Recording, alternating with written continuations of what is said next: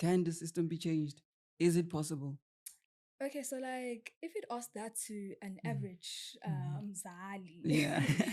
the generation yabazali bethu, they would be like, hayi ngeke kusashintsha.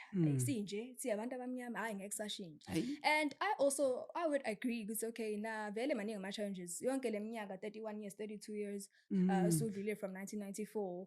Kade kwenziwa lokho, kade kungena abanye babe president, Exactly. o minister basha, but senze kanje into eyifanelayo, right?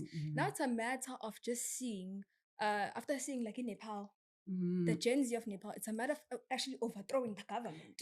Manje, that's hard. Imagine we cannot. How can we be like in Nepal when we have systems that regulates us like O350?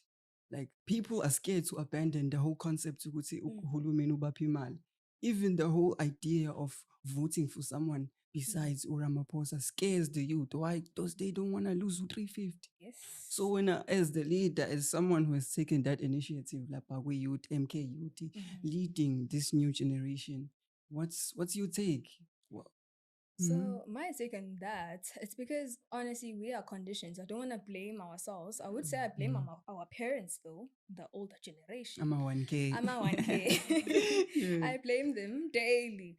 So we are just conditioned to think 350 is enough, to think that alcohol is literally utshwala. We are conditioned to think all of those things. So now it's a matter of tina, esi conscious, tina like the few ones, Yes. esi decolonized like mentally, who see esbona ukuthi no, lo 350 aibo. We should be earning more than this. Or actually agiyekho indaba yawo 350. Asingawuphuzi notshwala bakwethu. Asikhulume nani zonyamalala. Uyabathinta Uyabathuka futhi.